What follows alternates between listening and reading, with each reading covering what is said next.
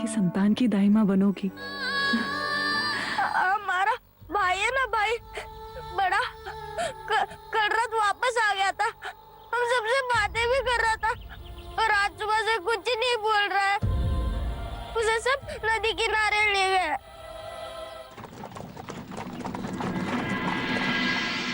रुक जाइए।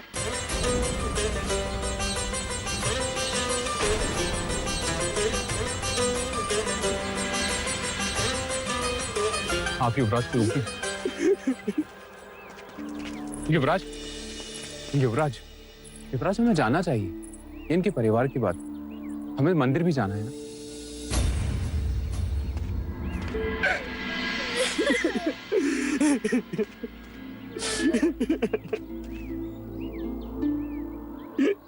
ये क्या कर रहे हो आप? एक गरीब मनुष्य कर भी क्या सकता है। मैं अपने अमृत पुत्र को नदी में बहा रहा हूँ। पर आपने तो इसे आरोग्य धाम भेजा। भाग आया वहां से, हमसे दूर नहीं रह पाया। क्या पता आखिरी बार मिलने आया था। और मेरी विवशता देखिए युवराज, मैं अपने पुत्र का अग्निदाह करके उसे मोक्ष भी नहीं दिला सकता।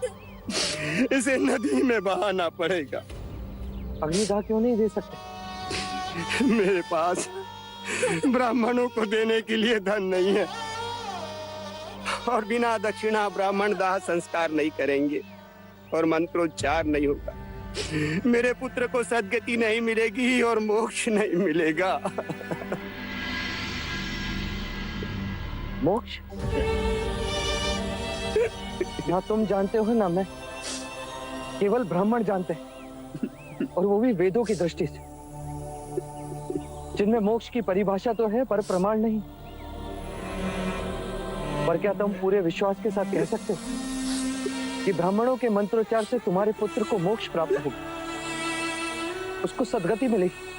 क्षमा करे युवराज, हम लोग परंपराओं पर चलते हैं। परंपरा ही हमारी श्रद्धा है और श्रद्धा के प्रश्न पर प्रमाण नहीं देखते। क्योंकि ऐसा करना वो भी एक परंपरा है। ये तो वही हाल हुआ कि एक मनुष्य की आंखों वेदों की पट्टी बांध उसे श्रद्धा की जंजीरों से जकड़ दिया जाए और खाई में लटका दिया जाए और उससे कहा जाए कि यदि तुम इन जंजीरों को तोड़ोगे तो खाई में गिरोगे, और यदि नहीं तोड़ी तो जीवित रहोगे पर लटके रहोगे।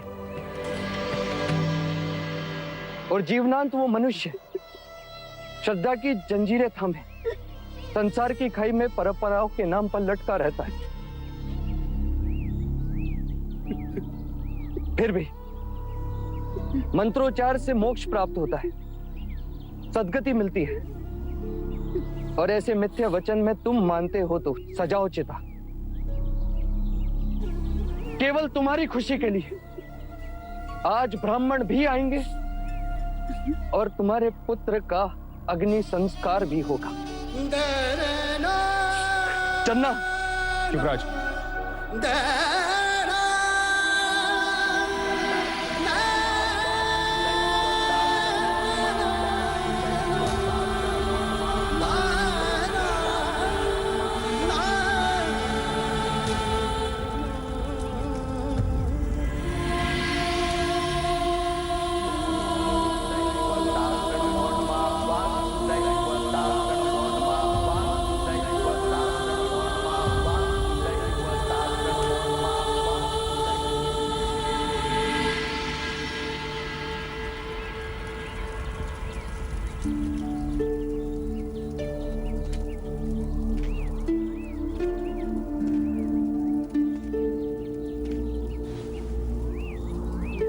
चिता राख हो गई।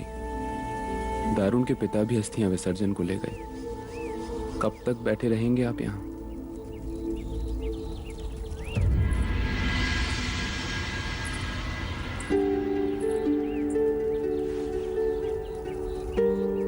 क्यों होती है जीवन के प्रति इतनी घृणा? क्यों उठते हैं प्रश्न? यदि जन्म से मृत्यु की ओर ही दौड़ना है, तो जन्म ही क्यों लेते हैं? पंच महाभूत का ये शरीर क्यों राख हो जाता है?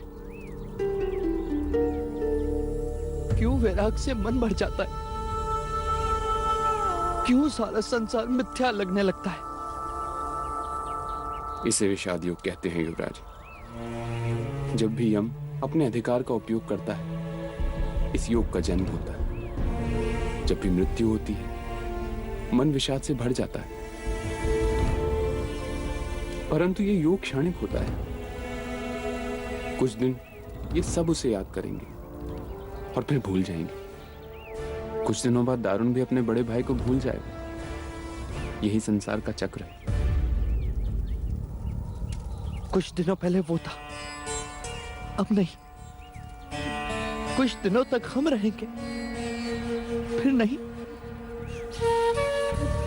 युवराज, मनुष्य को व्यवहारिक बनना चाहिए। मृत्यु से ना सूरज चांद का उगना बंद होता है, ना बादल का बरसना। प्रकृति का नियम है, फूल खिलते हैं, मुरझाते हैं, फिर कोपलें फूटती हैं। बादल बरसने को ही जन्म लेते हैं और बरसने के बाद उनका अस्तित्व नहीं रहता। फिर नया बादल बनता है, फिर बारिश होती है। पर जगत रुकता नहीं, वो चलता है। अब हम भी चलें?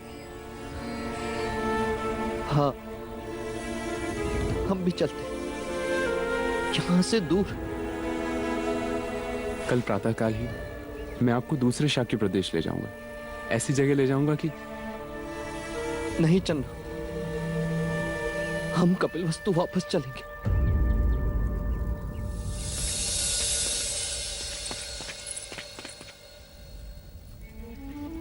इसके सिवा सारे वस्त्र बांध दो। जी।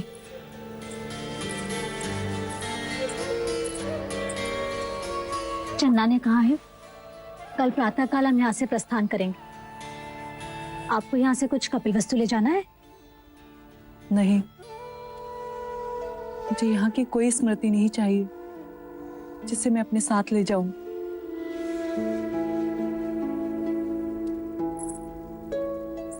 युवराज की तरफ आपका मन भी अप्रसन्न है। एक सुझाव दूं, युवराज को ये शुभ समाचार दे ही दीजिए, फिर देखिए कैसे उदासी दूर हो जाती है। रात में भी दिन निकल आएगा। नहीं लोशिका, इस समय वो जीवन के आनंद का नहीं, जीवन के दुख का अनुभव कर रहे हैं। इस समय उन्हें ये समाचार दूंगी तो उनके चेहरे पर वो आनंद ना होगा जो मैं अपनी संतान के लिए देखना चाहती हूँ।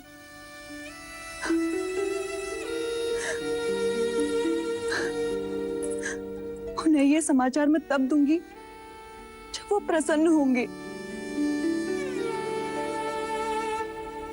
मैं आपकी वेदना समझ सकती हूँ राजकुमारी। चाहते हुए भी आप ये समाचार उन्हें नहीं दे सकते। पर देखिएगा, कपिलवस्तु पहुंचते पहुंचते सब ठीक हो जाएगा। इस समय मुझे माँ प्रजापति की बहुत याद आ रही है। बस किसी भी तरह यहाँ से निर्विघ्न कपिलवस्तु पहुंच जाए लोशिका।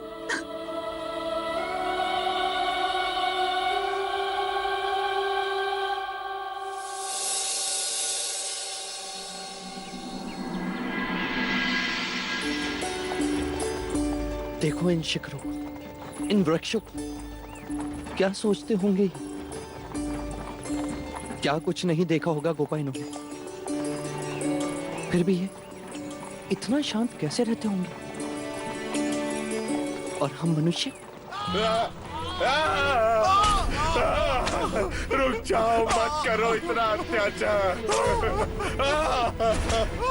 मत करो हम पर इतना अत्याचार मत करो। ईश्वर हमारी रक्षा करो ईश्वर। परिवार का निर्वाह कैसे करूंगा? ठहरो, क्या अपराध है इसका? तुम्हारा क्या अपराध है? कुछ नहीं, तो फिर क्यों अकारण बीच में आकर अपराधी बन रहे हो? भूख लगी है तो खाना खाओ, कोड़े खाने पर क्यों तुले हो? तुम जानते हो तुम किससे बात कर रहे हो? जो भी हो, हमारे पास राजा तपोधन का आदेश है। ये शाक्य गणराज्य के महाराज शुद्धोधन के पुत्र युवराज सिद्धार्थ हैं। क्षमा युवराज। युवराज, युवराज, कहो क्या है ये सब? क्षमा करें युवराज, राजा तपोधन का आदेश है कि सारे व्यापारियों से कर वसूला जाए। युवराज, वो कर तो ये हमसे पहले ही ले जा चुके हैं। ये अतिरिक्त कर है। युद्ध के कारण राजकोष को भारी क्षति पहुंची है। बंद करो ये अतिरिक्त कर लेना। किसानों से लगान लेते हो, व्यापारियों से कर लेते हो, गरीबों से उनकी रोटी छीनते हो। जब प्रजा ही नहीं रहेगी तो राज किस पर करोगे? कह देना राजा तपोधन से कि युवराज ने विनती की है, ना माने तो आदेश भी मिल जाएगा। उठाकर रखो ये बोरिया जहां से उठाई थी। युवराज सिद्धार्थ की, युवराज सिद्धार्थ की, युवराज सिद्धार्थ की, युवराज सिद्धार्थ की, युवराज सिद्धार्थ की, युवराज सिद्धार्थ की, युवराज सिद्धार्थ की, युवराज सिद्धार्थ की, युवराज सिद्धार्थ की, युवराज सिद्धार्थ की, युवराज सिद्धार्थ की, युवराज सिद्धार्थ की, युवराज सिद्धार्थ की। क्या ढूंढ रहे हो युवराज? महादेवी प्रजापति को? ना, माँ को। महादेवी प्रजापति तो महाराज के साथ गई हैं। और महाराज कहाँ गए? महादेवी के साथ। और वो दोनों कहाँ गए? एक दूसरे के साथ। लो, जो सामने है उनका तो मान नहीं, और जो ना दिखे उनकी पूछताछ। क्षमा करें काकी माँ, पर कोई बात नहीं पुत्र, पर तुम अचानक लौट क्यों आए? तुम्हें तो पूरे शाक्य गणराज्य का भ्रमण करना था। हाँ काकी, वहां मन अप्रसन्न रहता था और आप सबकी याद भी आती थी, इसीलिए हम लौट आए।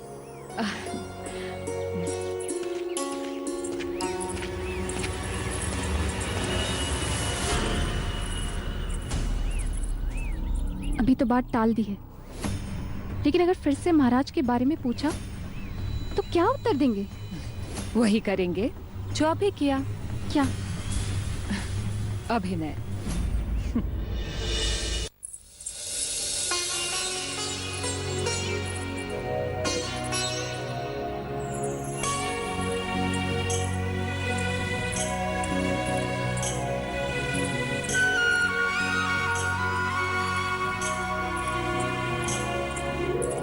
क्यों अकारण चक्कर लगाकर अपने पैर दुखा रही हो? पैर कहाँ, पेट दुख रहा है। किस कारण? ऐसा क्या खा लिया तुमने? एक बात। बात? कैसी बात? वही जो आपके पेट में है। इतनी बड़ी खुशी की बात आप अपने उदर में कैसे छुपा सकती हैं राजकुमारी? मेरा तो मन कर रहा है कि मैं थाली बजा बजा कर पूरा महल घुमाऊं, गगन ढोल बजाऊं जिसे सारा नगर जान जाए, और महाराज और महादेवी जहाँ कहीं भी हो हवा पे सवार होकर आपके पास चले आए। बोलिए, बता दूं? क्या बताना चाहती हो लौशिका?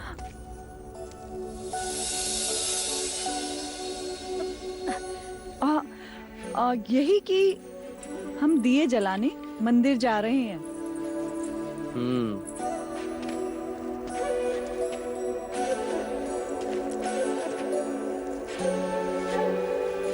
तीन दिए? ये किस लिए गोपा? पहला, हम यहाँ से सब सकुशल पहुँच जाएं, इसलिए। और दूसरा दीपक, हम वहां से सकुशल लौट आए इसीलिए। और ये तीसरा दीपक?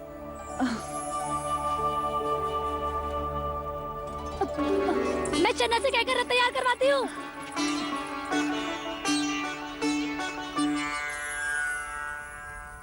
तुमने बताया नहीं गोपा, ये तीसरा दीपक किस लिए? आप बताओ तो मानू।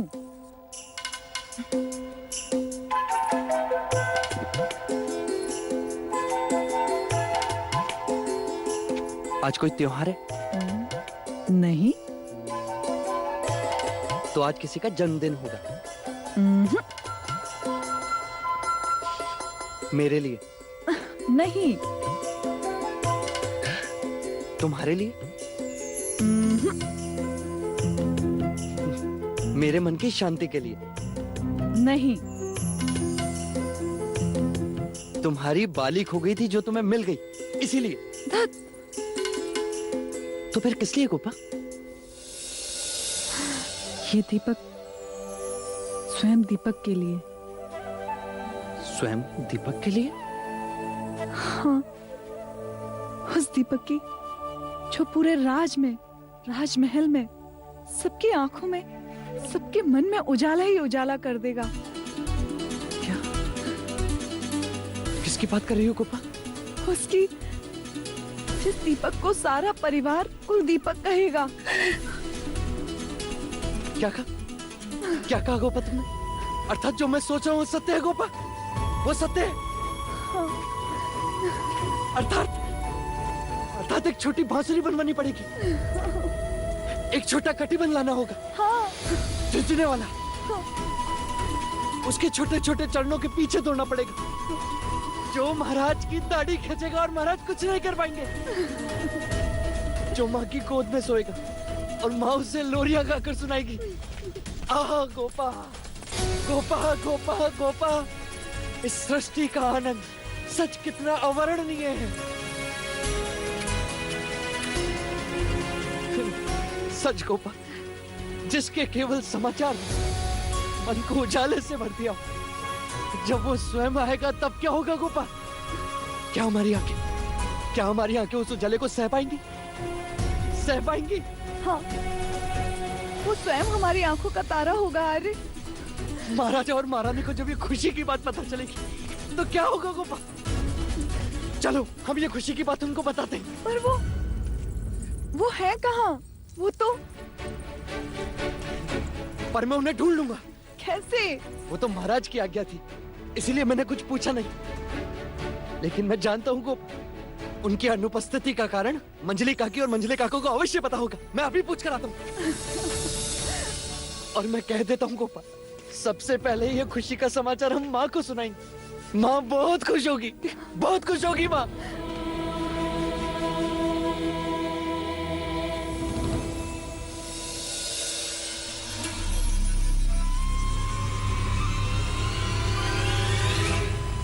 ये क्या कर दिया मंगला?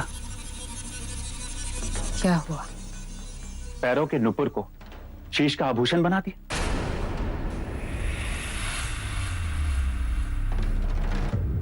मन भटक रहा है, अर्थात मन में कुछ और तुम कर कुछ और रही हो।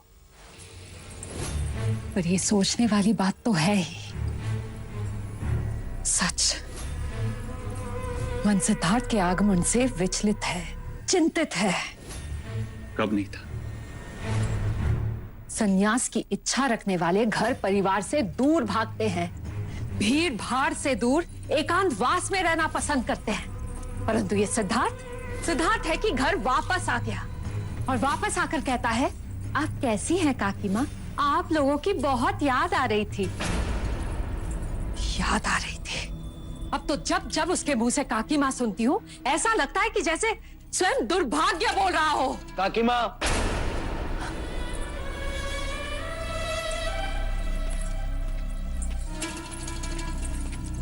क्या हुआ पुत्र? काकी माँ, मैं इसी घड़ी महादेवी से मिलना चाहता हूँ। ऐसी कौन सी विपदा आन पड़ी जो हम नहीं सुलझा सकते? विपदा नहीं काका, घोषणा को। घोषणा? हाँ, समाचार खुशी का है, पर मैं चाहता हूँ कि सबसे पहले ये समाचार माँ सुन। बताइए ना, माँ कहाँ है? रोहिणी नदी के तट पे। रोहिणी नदी के तट पे? हाँ, कुछ पूजा पाठ करने गए हैं, कदाचित तुम्हारी मनोशांति के लिए। आ गया काकी माँ, मैं चलता हूँ, उन्हें साथ लेकर ही लौटूंगा। और हाँ, लौट कर आते ही बड़ी खुशी का समाचार दूंगा। अवश्य। ये क्या कर दिया मंगला? महाराज ने किसी को बताने से मना किया था। ऐसा कौन सा अपराध कर दिया मैंने आर्य? इनके पुत्र को ही तो बताया, और किसी को तो नहीं। पर उन्होंने ये बात सिद्धार्थ से कई वर्षों से छुपा कर रखी थी। आज सत्य को उजागर हो जाने दो आर्य। माता पुत्र को दूर करने का यही तो एक मार्ग था। युवराज को पता चल जाए कि उसको जन्म देने वाली माँ प्रजापति नहीं, कोई और है। उससे क्या उपलब्ध होगा? आप नहीं समझेंगे आर्य। आंखें बड़ी करके सोचिए। अटूट संबंध को तोड़ने की यही एक युक्ति है, संदेह। मैंने तो रोहिणी नदी में कंकड़ डाल दिया है। अब देखिएगा, तरंगे दूर तक जाएंगी।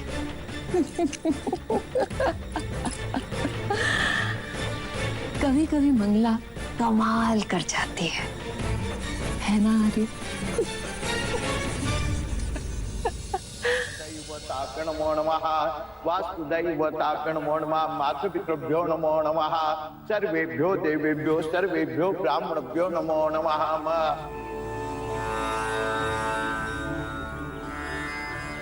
क्या सोच रही हो देवी? न जाने क्यों आज अचानक अपराधी भावना का अनुभव हो रहा है। ऐसा क्यों? माँ का तर्पण, श्राद्ध, पुत्र का अधिकार होता है, और हमने सिद्धार्थ से यह अधिकार छीन लिया। सत्य है, परंतु पुत्र का यथार्थ सोचना क्या माता पिता का कर्तव्य नहीं?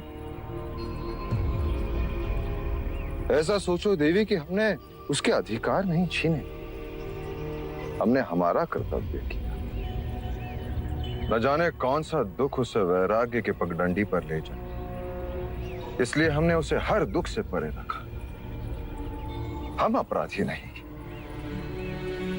हर क्षण यही भय लगा रहता, किसी दिन उसने जान लिया तो क्या होगा? क्या है वो ये दुख सह पाएगा? क्या सत्य जानकर वो हमें क्षमा कर पाएगा? दे माँ, माँ, माँ। सिद्धार्थ लौटा है।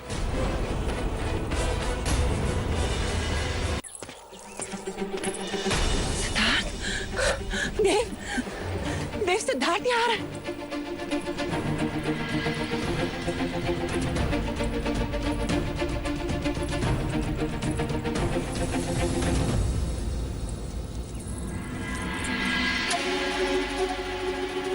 युवराज, तुम कब आए?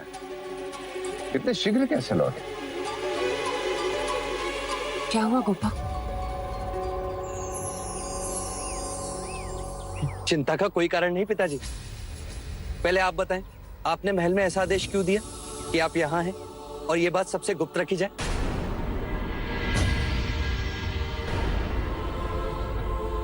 इसलिए कि राजनीति हमारा पीछा न करे, अन्यथा महामंत्री उदयन राजनीतिक समस्या लेके हमारा पीछा छोड़ते ही नहीं। पर ये गुप्त पूजा है किस लिए माँ? युवराज, ये पूजा पारिवारिक शांति हेतु है। तो परिवार के साथ क्यों नहीं?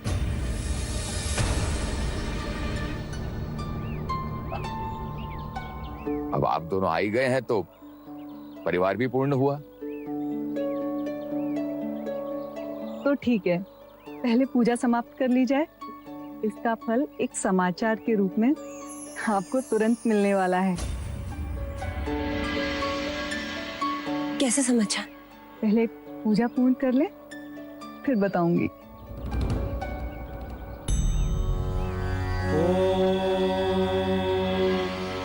श्राद्धरम्भे गयां ध्यात्वा ध्यात्वा देवं गदाधरां स्वपितॄन् मनसा ध्यात्वा ततः श्राद्धं समाचरेत्। इदं पिण्डं ते मया दीयते तौ प्रतिष्ठताम्। पिण्डदानेन पिण्डस्वरूपी जनार्दन वासुदेवः प्रियतां नमः। युवराज, अब इस पिंड को नदी में बहा दें।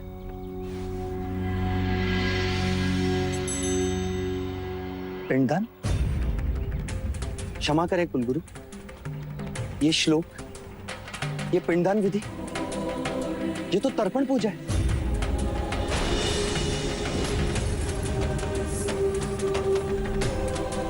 हाँ युवराज, ये सत्य है। किसका तर्पण कर रहे हैं आप? दान के लिए ये चूड़ी, ये कपड़े, ये सिंदूर, किसका तर्पण हो रहा है यहाँ?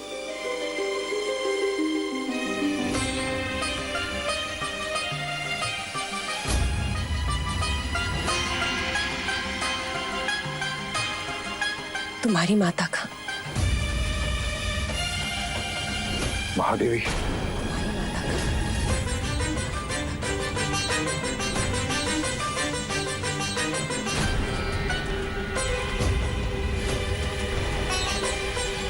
ये क्या अशुभ बोल रही है माँ? जीते जी कोई अपना तर्पण करता है? सिद्धार्थ, हमने बहुत प्रयत्न किया कि तुम्हें इस दुख से दूर रखें, पर अब तुम बड़े हो गए, तुम समझ सकोगे। माँ, क्या समझ सकूंगा मैं? सिद्धार्थ, मैं तुम्हारी जननी नहीं,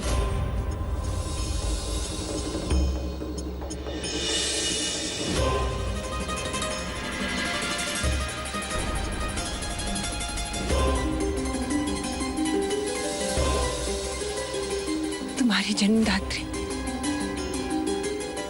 मेरी बड़ी बहन महामाया थी।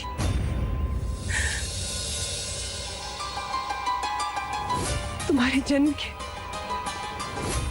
7 दिन बाद चल बसी। मैं तुम्हारी जननी नहीं, तुम्हारी पालक माता हूं।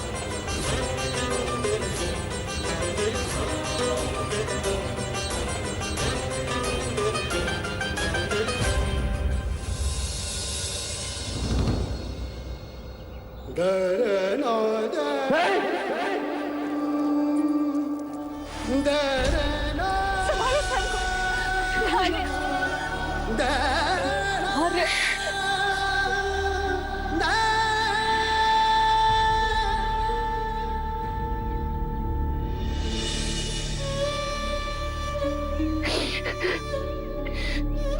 विधि की वक्रता देख लो गोपाल, समय का ये शाप योग देख लो। मैं और गोपाल आपको अपनी आने वाली संतान का समाचार देना चाहते थे, और आपने मुझे मेरी माँ की मृत्यु का समाचार दे दिया।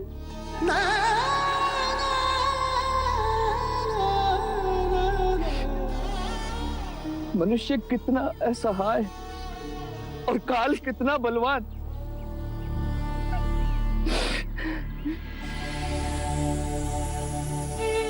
क्या एक्टिंग में तुम्हें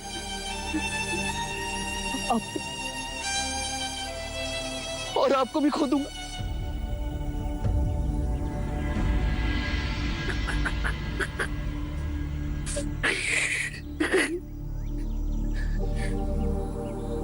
मैं भी कहीं खो जाऊंगा।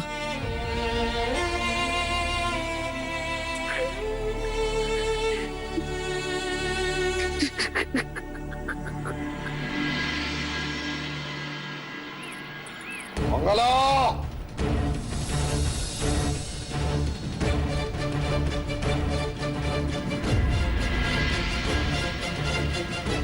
अच्छा, ये बताइए तो सही कि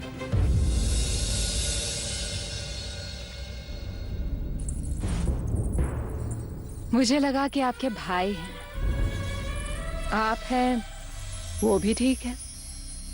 चलिए आज आप ही बता दीजिए कि यह हार मेरे गले पर कैसा दिखता है। हाँ? इस हार के साथ सर धड़ से अलग कर दूंगा तुम्हारा।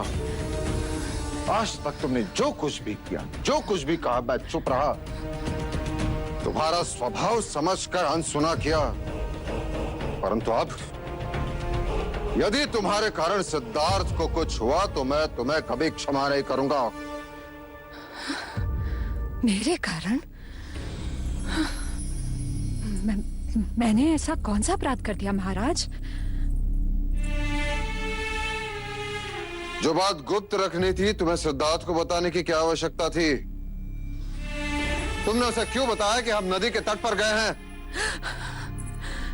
तो क्या उसे महामाया के बारे में पता चल गया? चलो जो हुआ बहुत अच्छा हुआ महाराज, बहुत अच्छा हुआ। लटकती तलवार बनकर जो सत्य जी रहा था वो सामने आ गया। आपके और महादेवी के हृदय का भार भी कम हो गया महाराज। अद्भुत। परंतु महाराज आप तो भार की जगह फटकार दे रहे हो। मैं केवल तुम्हें चेतावनी देने आया हूं मंगला। पुनः ऐसी भूल हुई तो मैं भूल जाऊंगा कि तुम मेरे भाई की पत्नी हो। पर मुझे सदैव स्मरण रहेगा महाराज कि मैं आपके भाई की पत्नी हूं, आपकी नहीं।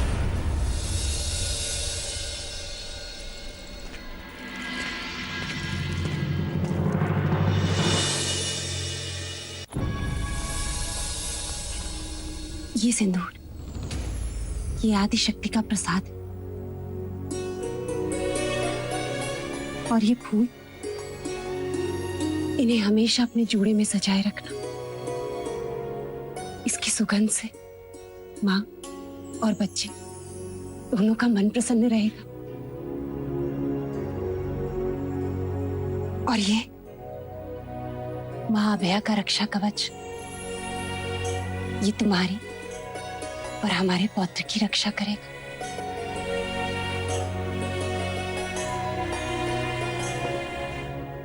और ये गहने, इन गहनों की क्या आवश्यकता है माँ? क्यों नहीं, तुमने कपिलवस्तु के भविष्य के शुभ समाचार दिए। हमारे पुत्र को अपने प्रेम से बांधकर वैराग्य की ओर जाने से रोका है।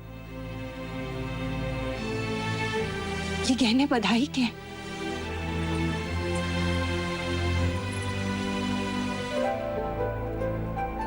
भय के समय आंसू अपशकुन होते हैं माँ। यशो, मैंने तुझे और सिद्धार्थ दोनों को बुलाया था, किंतु तू अकेली आई। आज 2 दिन हो गए,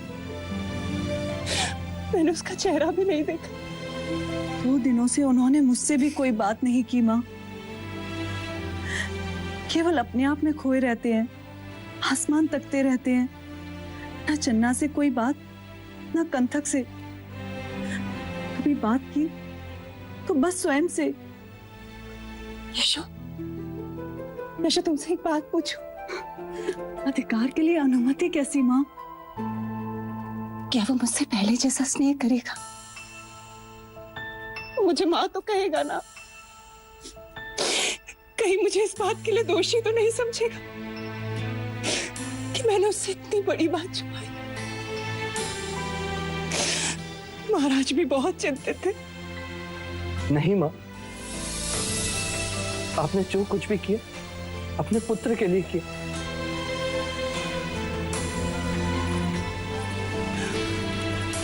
सिद्धार्थ,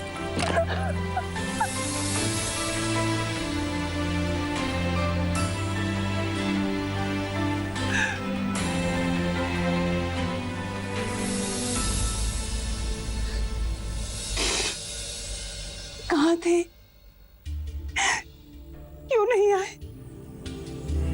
2 दिन बीत गए, अपनी माँ की याद नहीं आई। आप भी तो नहीं आई माँ। मैं अपराधी भावना से पीड़ित थी सिद्धार्थ, और मैं जीवन के प्रश्नों से घिरा था। कदाचित आकस्मिक स्थिति के लिए मन तैयार नहीं था और अचानक से ये पीड़ा का समय बीत जाएगा।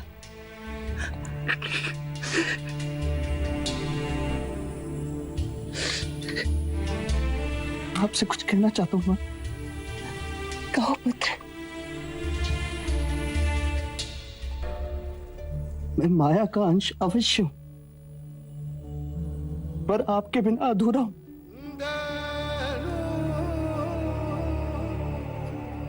आपकी ममता मेरा सौभाग्य है।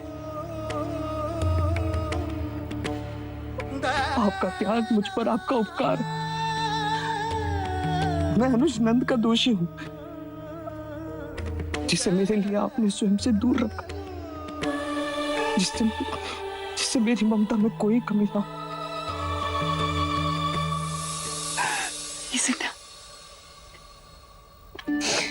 कोई माता पिता अपने पुत्र पर उपकार नहीं करते, केवल स्नेह करते। स्नेह। मैंने आज यशोधरा के साथ तुम्हें इसलिए बुलाया था क्योंकि यशो के साथ साथ मैं तुम्हें भी कुछ देना चाहती थी। आओ मेरे साथ, आओ।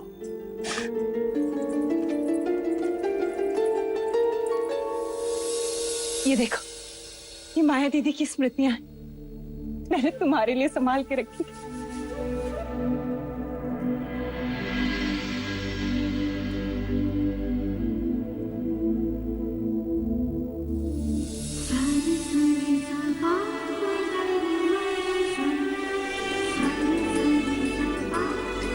माया दीदी बहुत सुंदर थे, कल्पना से भी अधिक सुंदर। हमेशा तुम्हारे सपनों में खोई रहती थी।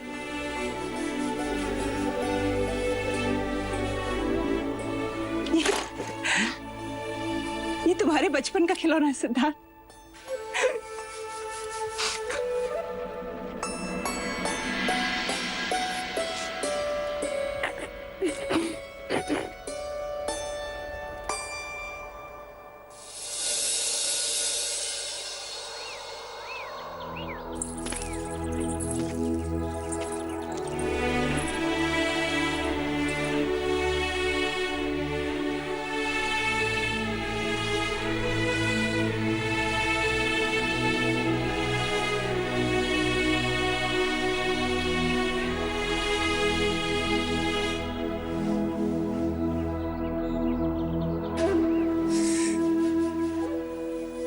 अपने पुत्र को देखकर माया दीदी बहुत खुश होंगी। आज उनकी आत्मा को शांति मिली होगी।